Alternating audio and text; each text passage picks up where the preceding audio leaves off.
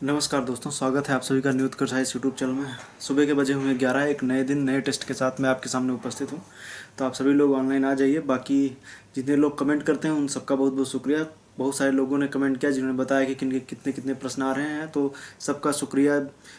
जितने जितने लोगों ने कमेंट किया है, जिज्ञासा हैं, पंकज हैं, राजा राम हैं और पारुल रायपुरकर हैं और बबीता माथपाल हैं, संतोष यादव हैं, विजेंद्र सिंह हैं, जिज्ञासा सिंह हैं और भी जितने लोगों ने कमेंट किया, गोपाल हों या फिर नितेश हों, जितने लोगों ने भी कमेंट किया, आप सबका बहुत बहुत धन्यवाद। बाकी जैसे मान लीजिए जितनी किसी के 20 सही हो रहे हैं, किसी के 25 हैं, किसी के 13 हैं, किसी के 14 हैं, तो आप लोग हमें बताइए कि आप लोग जो सही जिनके हो रहे हैं और जितने गलत हो रहे हैं उनको लेकर के अभी क्या स्ट्रेटजी है, आप लोग उनको कैसे, उन प्रश्नों को कैसे हैंडल कर रहे हैं आगे के लिए, कि आप आने वाले भविष्य में जैसे अगर उस तरीके का प्रश्न आ जाएगा तो आपसे वो क्यों गलत नहीं होगा, या उसके अगर जो ऑप्शन वगैरह बदल दिया जाए तो क्या आप दोबारा उस तरीके के प्रश्न करने के लिए आपकी क्या स्ट्रेटजी है, सब आप हमें बताइए। क्योंकि जैसे जो आपके सही हो रहे हैं वो तो बहुत अच्छी बात है, जो गलत हो रहे हैं उनको करना ही सबसे अच्छी बात है। तो सबसे पहली बात है कि आप एक कागज़ पेन वगैरह पे इनको नोट भी करते रहिए, क्योंकि नोट करेंगे तभी ये चीज़ें अच्छे से क्लियर होंगी। तो आप नोट जरूर कर लीजिए इन प्रश्नों को। बाकी आप जैसे मैंने बताया है, प्रश्न का संकलन काफ़ी अच्छा है, ये सभी प्रश्न बहुत अच्छे हैं। तो इनको आप एक कॉपी पेन वगैरह पे नोट कर लीजिए, क्योंकि बहुत से ऐसे प्रश्न हैं जो आपको कहीं पर भी मिलेंगे नहीं। उनको उन प्रश्नों के नीचे उनकी जो व्याख्या वगैरह हो उनको भी आप ढूंढिए, और आप उनको जो प्रश्न बता रहा हूँ उनको सर्च करने के लिए आप क्या क्या किन किन माध्यमों का सहारा ले रहे हैं, आप कैसे उनको मैनेज करें, ये भी हमें आप बताइए।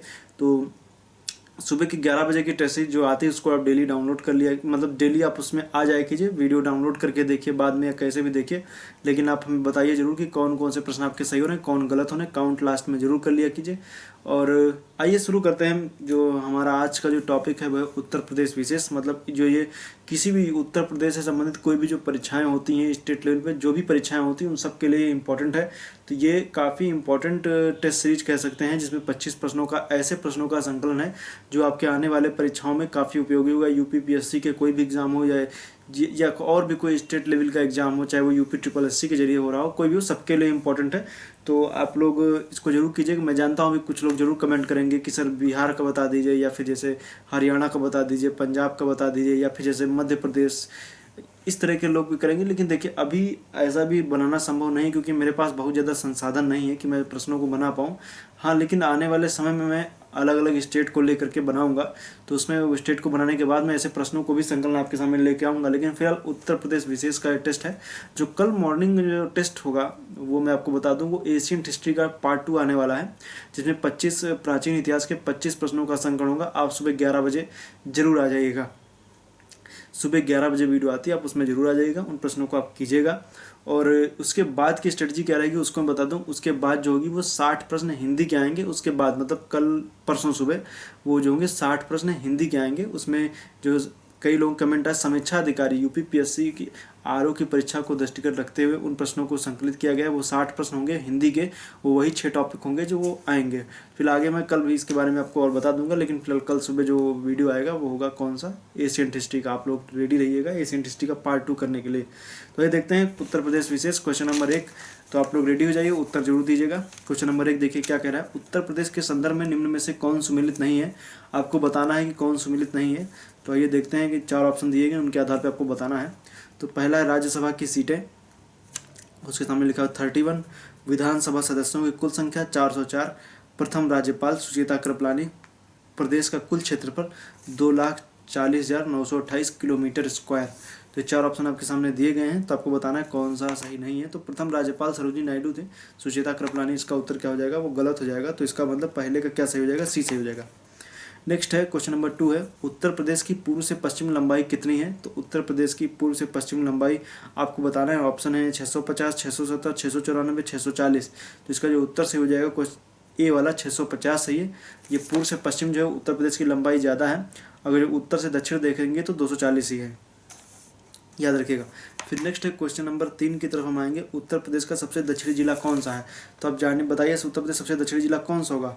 तो मैं बता दूं, ऑप्शन है आपके सामने ललितपुर, महोबा, मिर्जापुर और सोनभद्र। 4 ऑप्शन दिए गए, उन ऑप्शनों को ध्यान में रखते हुए आपको बताना है तो कौन सा हो जाएगा। तो आप बताइए, जैसे आप बताएं सबसे उत्तर में तो सहारनपुर है, सबसे दक्षिण में जो है वो सोनभद्र है। सबसे पश्चिम में आप देखेंगे, पश्चिम की ओर सबसे पश्चिम में हमें देखने को मिलेगा शामली, और सबसे पूर्व में कौन है, बलिया है। तो दक्षिणी तो मैंने बताया जैसे वो सोनभद्र हो जाएगा।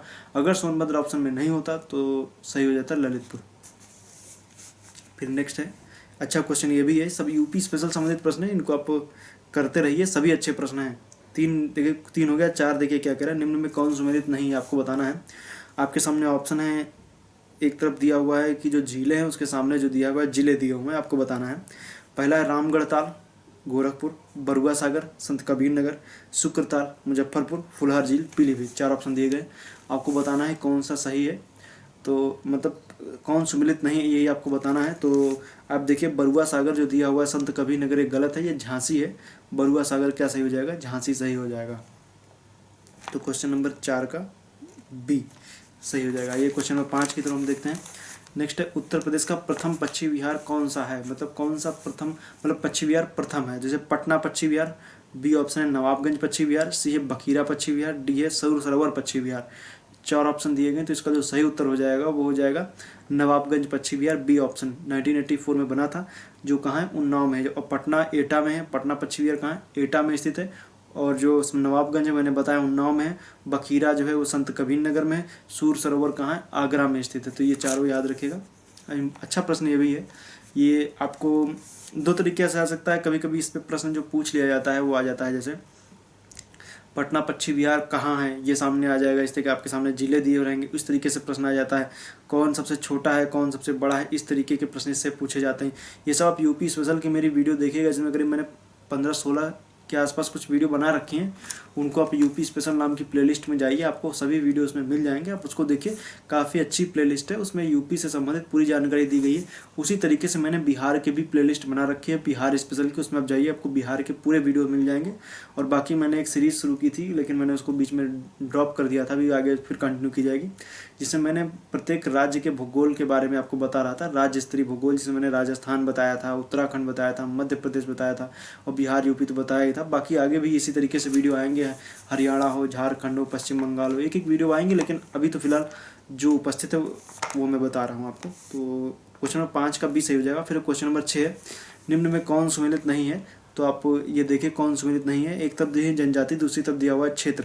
तो आपको बताना है कि कौन सी जनजाति किस क्षेत्र की है, मतलब कौन सुमेलित नहीं है, यही आपको बताना है। जैसे बुक्सा है, बिजनौर है, सहरिया ललितपुर, महिगीर मिर्जापुर, बैगा मिर्जापुर, बैगा सोनभद्र। 4 ऑप्शन दिए गए हैं, आपको बताना है।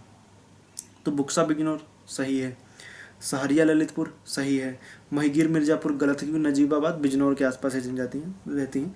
बाकी बैगा सोनभद्र सही है। अब आते देखते हैं नेक्स्ट क्वेश्चन जो है, वो कह रहा है चकेरी हवाई अड्डा कहाँ स्थित है। चकेरी हवाई अड्डा कहाँ स्थित है, तो चकेरी ऑप्शन है आपके सामने कानपुर, आगरा, इलाहाबाद, रायबरेली। तो चकेरी वाले आप तो जितने लोग भी कानपुर से वीडियो देख रहे हैं तुरंत इसका उत्तर दे दीजिए। इसका उत्तर जो है वो कानपुर सही है। तो जो क्वेश्चन नंबर जो 7 है उसका ए सही है। तो जिस लोगों के ज़िले का नाम आता जाए वो भी बता दें कि किस ज़िले के हैं। फिर क्वेश्चन नंबर 7 का जो है कानपुर, चकेरी हवाई अड्डा कानपुर का है, तो कानपुर में है। आगरा में खेरिया हवाई अड्डा है, और इलाहाबाद में बमरौली है, और रायबरेली में फुर्सतगंज है। ये सब आप याद रखिएगा। केंद्रीय रेल विद्युतीकरण संगठन कहाँ स्थित है, तो ऑप्शन है वाराणसी, गोरखपुर, लखनऊ, प्रयागराज। तो इसका जो उत्तर सही हो जाएगा वो क्या हो जाएगा, प्रयागराज सही हो जाएगा। उत्तर क्या, प्रयागराज सही है। 8 का डी सही है।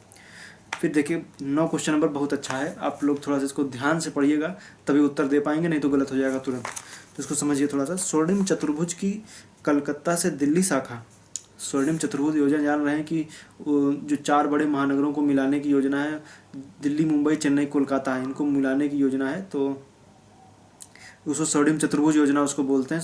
योजना क्या है ही वैसा। तो स्वर्णिम चतुर्भुज योजना की जो दिल्ली से मुंबई शाखा है, दिल्ली से जो कलकत्ता की शाखा है, तथा पूर्व पश्चिम गलियारा दोनों आपस में कहाँ काटते हैं। आप उत्तर पश्चिम, आप उत्तर दक्षिण पूर्व पश्चिम गलियारा भी जानते हैं। तो जो दिल्ली और मुंबई, दिल्ली और कलकत्ता की जो शाखा है वो, और ऊपर की अगर देखेंगे उत्तर दक्षिण गलियारे की जो शाखा है, वो दोनों एक दूसरे को कहाँ पे काटते हैं। तो इसका जो उत्तर सही हो जाएगा वो क्या सही हो जाएगा, इसका उत्तर सही हो जाएगा कानपुर। तो झांसी, अगर जो हम यही पूछते हैं कि उत्तर दक्षिण पूर्व पश्चिम गलियारा एक दूसरे को कहाँ काटते हैं, तब तो झांसी सही हो जाता।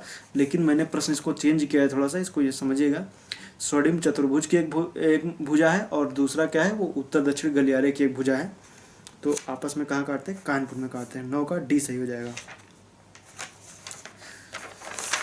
आप उत्तर देते रहिए, सभी लोग जितने लोग ऑनलाइन हैं आप लोग उत्तर देते रहिए, और अब वीडियो को लाइक जरूर कर दिए। मैं देखता हूँ कि जितने लोग ऑनलाइन दिखते हुए ना वो भी नहीं लाइक करते हैं, बाकी को तो जाने दीजिए, इसलिए आप लाइक जरूर कीजिए। क्वेश्चन नंबर 10 है, निम्न में कौन सुमेलित नहीं है। उद्योग लिखा हुआ, उसके नीचे फिर उसके सामने क्षेत्र दिए गए हैं, आपको बताना है कौन सा उद्योग किस क्षेत्र का नहीं है। पीतल के बर्तन मुरादाबाद, माचिस उद्योग बरेली, कागज उद्योग झांसी, पॉलीफाइबर बाराबंकी।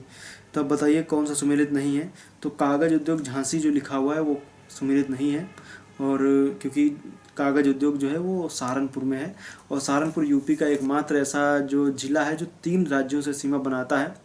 तो उसमें आप देख लीजिए, एक तो हो गया उत्तराखंड, एक हो गया हिमाचल, तीसरा हो गया हरियाणा। 3 जिलों से सीमा बनाता है सहारनपुर। बाकी पॉलीफाइबर बाराबंकी, बाराबंकी मेरा गृह जनपद भी है। निम्न में कौन सुमेलित नहीं है, आपको बताना है। आपके एक तरफ लिखा हुआ है, जो आपको बताना है कि कौन से व्यक्ति कौन से वादक हैं, उनको आपको बताना है।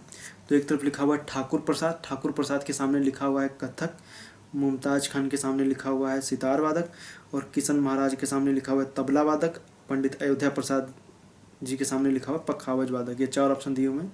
तो किशन महाराज तबला, मुमताज खान सितार वादक, ठाकुर प्रसाद कथक, इसमें कौन सा सुमेलित नहीं है। तो जो मुमताज खान है वो सितार वादक नहीं, शहनाई वादक है। तो इनको याद रखिएगा। जो किससे संबंधित है, जो बनारस घराने से संबंधित है। बाकी किशन महाराज भी बनारस घराने से, ठाकुर प्रसाद लखनऊ घराना है, और अयोध्या प्रसाद भी लखनऊ घराने से ही संबंधित हैं। तो याद रखिएगा। फिर क्वेश्चन नंबर 12, ये भी काफ़ी अच्छा है, इसको आप देखिए, इसको ध्यान से पढ़िए। क्वेश्चन नंबर 12 क्या कह रहा है, इसको देखिए। निम्न में कौन सा कथन सही है, ये भी बताना है आपको, घराने से ही संबंधित है। किराना घराने का मूल स्थान मुजफ्फरनगर है, पहला ऑप्शन ये है। फिर दूसरा है, वाजिद अली शाह ने अख्तर पिया नाम से ठुमरी की बंदिशें लिखी। तो इसके क्या हो जाएंगे, दोनों सही है। इसका मतलब है क्वेश्चन नंबर 12 का जो सी ऑप्शन सही हो जाएगा, 1 और 2। नेक्स्ट क्वेश्चन नंबर 13 है, भारतीय नाट्य अकादमी की स्थापना किस वर्ष की गई थी। भारतीय नाट्य अकादमी जो है वो लखनऊ में ही है। तो आपको बताना है कि इसकी स्थापना किस वर्ष की गई थी। 1975, 76, 89, 86। तो 1975 में की गई थी। 13 का जो होगा वो ए सही हो जाएगा। तो क्वेश्चन नंबर 14 जो है उसको देखते हैं। लोकनृत्य और क्षेत्र दिए गए, आपको बताना है कि कौन सा लोकनृत्य किस क्षेत्र का है। काफ़ी अच्छा प्रश्न ये भी है, तो आप बताइए। लोकनृत्य दिया हुआ ख्याल बुंदेलखंड, धोबिया पूर्वांचल, कर्मा अवध, झूला अवध क्षेत्र। तो कर्मा अवध क्षेत्र का नहीं है, सोनभद्र का है। कर्मा मूवी भी थे जिसे गाना है दिल दिया है जान भी देंगे ऐ वतन तेरे लिए। तो कर्मा मूवी, कर्मा मतलब जो लोकनृत्य है वो अवध क्षेत्र का है, नहीं है, सोनभद्र का है, याद रखिएगा। नेक्स्ट है, पवारा व हरदौर लोकगीत किस क्षेत्र से संबंधित हैं। तो पवारा व हरदौर लोकगीत जो है वो किस क्षेत्र से संबंधित है। तो बुंदेलखंड, अवध, पूर्वांचल और ब्रज। तो बुंदेलखंड का जो क्षेत्र है वहाँ से संबंधित है। बुंदेलखंड में झांसी के आसपास का क्षेत्र आप लीजिए, बुंदेलखंड के क्षेत्र में आता है। तो ये क्या हो जाएगा, बुंदेलखंड से हो जाएगा। 15 का जो है वो ए ऑप्शन सही हो जाएगा, बुंदेलखंड। नेक्स्ट हम आएंगे क्वेश्चन नंबर 16। देखिए हम जल्दी जल्दी प्रश्नों को पढ़ें, आप उत्तर भी उसी तरीके से देते रहिए। समय की पाबंदी को मानते हुए इसको उत्तर आप दीजिए, फटाफट उत्तर देते रहिए। आप लोग ये भी कह सकते हैं आप अटेम्प्ट जरूर कीजिए जो प्रश्न है। हाँ, एग्जाम हॉल में उन प्रश्नों को मत अटेम्प्ट कीजिएगा जो नेगेटिव मार्किंग होगी, उनको आप जो नहीं आ रहे हैं उनको छोड़ दीजिएगा। लेकिन फिर यहाँ पे कोई आपकी नेगेटिव मार्किंग तो है नहीं, इसलिए अटेम्प्ट सभी कीजिए। फिर आप मुझे बताइए कि टोटल आपके कितने सही हुए हैं। यह बहुत ज़रूरी है, आप लोग बताइए, कम से कम मैं देखूं कि आप लोग किस स्तर पे तैयारी करें और आने वाले दिनों में आपको किन किन चीज़ों पे सुधार करने की जरूरत। अपनी कमियों को भी पहचानें कि आपके किस सेक्टर से प्रश्न गलत हो रहे हैं, उनको आप अच्छे से मजबूत कीजिए। अभी आप पूरी मतलब मैंने हिस्ट्री, ज्योग्राफी जो भी मैंने टेस्ट ले लिया है, आप उनको एक हर सब्जेक्ट लगभग जो फेमस सभी सब्जेक्टें हो चुकी हैं। आप देखिए टेस्ट में करीब ये 15वां टेस्ट है जो मैं ले रहा हूँ। इससे पहले 14 वीडियो आ चुके हैं, टेस्ट के 15वां वीडियो है। तो कहने का मतलब यही है कि जो आपको एक अपनी एक कुछ ना कुछ तो कमी का एहसास ज़रूर हुआ होगा कि आपके एशियन हिस्ट्री में क्या गलत हो रहे हैं, आपके ज्योग्राफी में क्या गलत हो रहे हैं। उसके बाद आप देखिए तो आपके पर्यावरण में क्या गलत है, आपके इकोनॉमिक्स के क्या, एक आइडिया मोटा मोटा आपकी जो कमियां हैं उनको एक पेन लीजिए, उनको आप जो भी कमियां हैं उनको आप नोट कर डालिए कि मेरा, जैसे मैंने ज्योग्राफी का दिया तो आपकी नदियाँ गलत हो रही, ज्योग्राफी के आपके उद्योग गलत हो जा रहे हैं।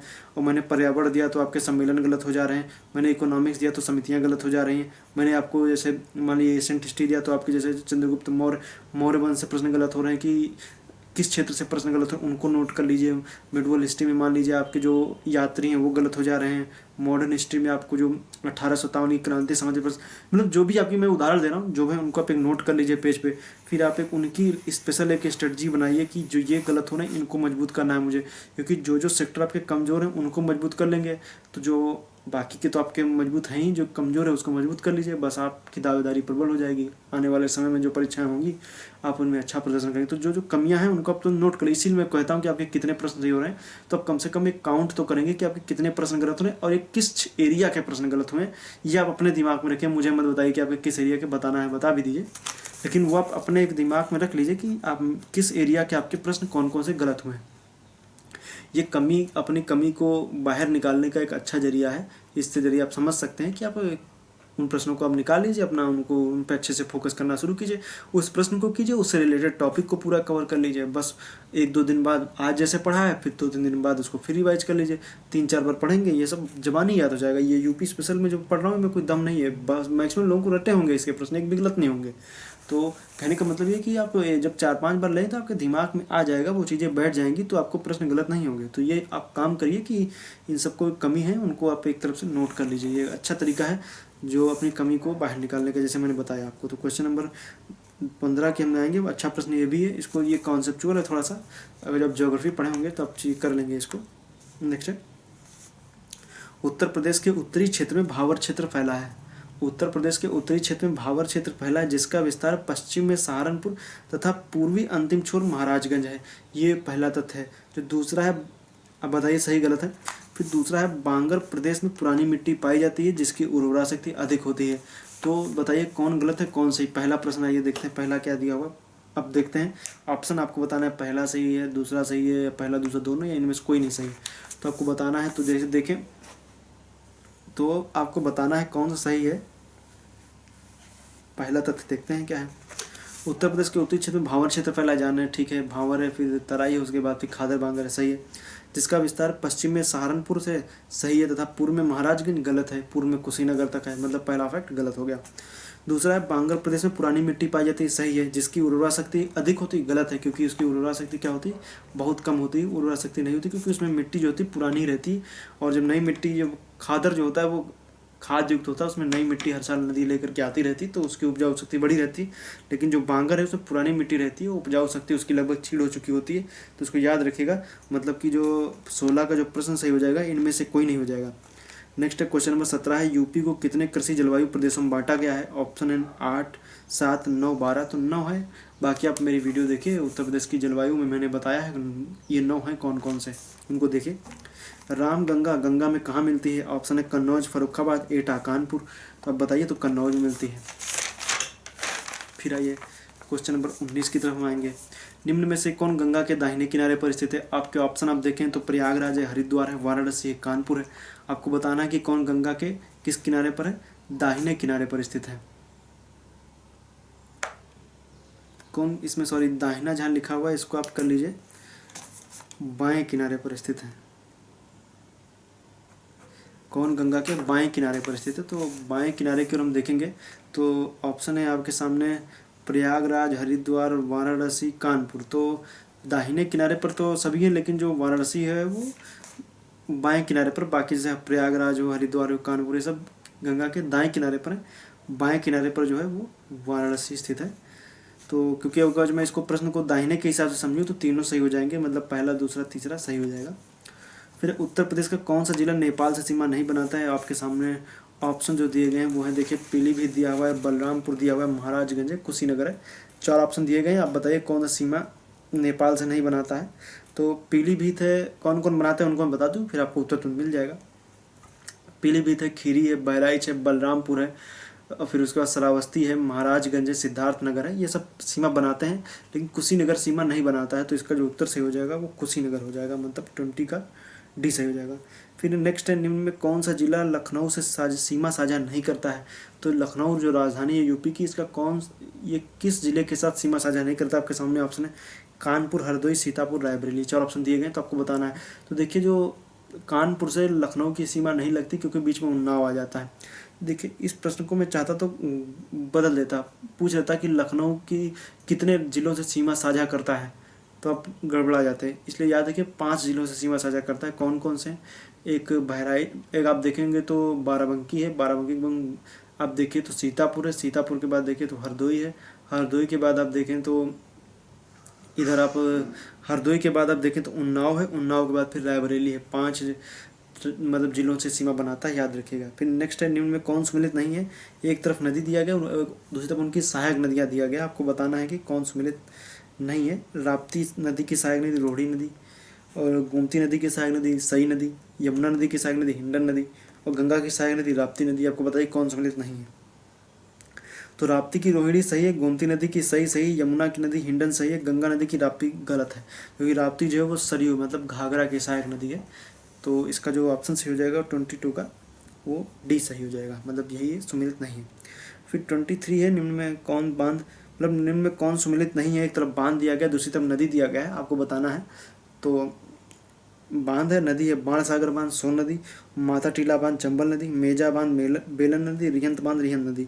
तो जो दिया गया है इसमें बताइए आप, ये तो काफ़ी आसान प्रश्न है, बताइए इसको। तो जो माता टीला बांध है वो तो बेतवा नदी पर है, वो चंबल नदी पर नहीं है। ये 23 का बी वाला ऑप्शन सही हो जाएगा।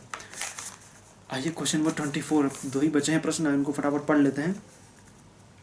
क्वेश्चन नंबर 24 देखिए क्या कह रहा है। क्वेश्चन नंबर 24 कह रहा है उत्तर प्रदेश के वित्त मंत्री कौन है? आपको बताना है कि यूपी के जो वित्त मंत्री फाइनेंस मिनिस्टर कौन है। आपके सामने ऑप्शन है सतीश महाना, फिर बी है ब्रजेश पाठक, सी है सुरेश खन्ना, डी रमापति शास्त्री। आपको बताना है कि जो यूपी के जो वित्त मंत्री हैं वो कौन है। ऑप्शन मैंने बताया आपको, तो इसका जो उत्तर सही हो जाएगा वो सुरेश खन्ना हो जाएगा। 24 का डी मतलब सी ऑप्शन सही है, सुरेश खन्ना। क्वेश्चन नंबर 25 है उत्तर प्रदेश में पर्यटन विकास निगम की स्थापना किस वर्ष की गई थी? अच्छा प्रश्न है, आपको बताना है।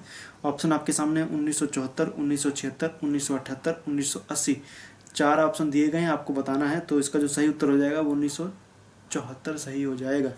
तो आज का टेस्ट यहीं पे खत्म हुआ। कल मिलेंगे एक नए टेस्ट के साथ। कल का टेस्ट मैंने बताया जैसे प्राचीन इतिहास रहेगा, प्राचीन इतिहास से संबंधित प्रश्नों को हम उसमें लेकर के आएंगे, और वो एक टेस्ट काफ़ी अच्छा टेस्ट रहेगा। आप सभी लोग 11 बजे उपस्थित हो जाएगी जी। मैं देखता हूँ कि जल्दी लोग आते नहीं हैं, गिने चुने लोग आ जाते हैं, और आने के बाद लोगों का धैर्य जो है जवाब देने लगता है।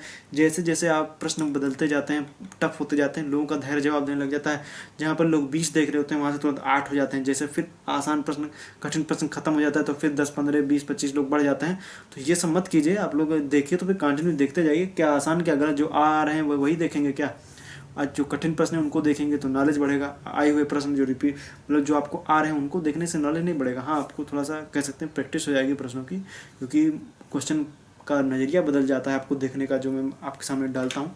तो इस चीज़ का ध्यान रखिए, जब जुड़े तो अंत तक जुड़े रहें। बाकी इस टाइम खाना संतुलित खाएं, वेट पे ध्यान दें। लोग मुझे भी कमेंट जैसे कर रहे थे कि मेरा वेट बढ़ रहा है, चेहरे से लग रहा है। तो दरअसल है कि सिचुएशन यही कि लोग बैठे बैठे खा ही रहे हैं, काम तो फिजिकल कुछ हो नहीं रहा है, इस वजह से लोड वेट बढ़ रहा है। इसलिए थोड़ा खाना कम खाइए, हम भी कम खाएंगे, आप भी कम खाइए, ज़रूरी भी है। वेट बढ़ेगा तो आगे समस्याएं आएंगी, इसलिए ध्यान दें। बाकी आप लोग अपना ध्यान रखें, वीडियो को लाइक शेयर जरूर कीजिए, लाइक जरूर कर दिया कीजिए, आप लोग लाइक करते नहीं हैं।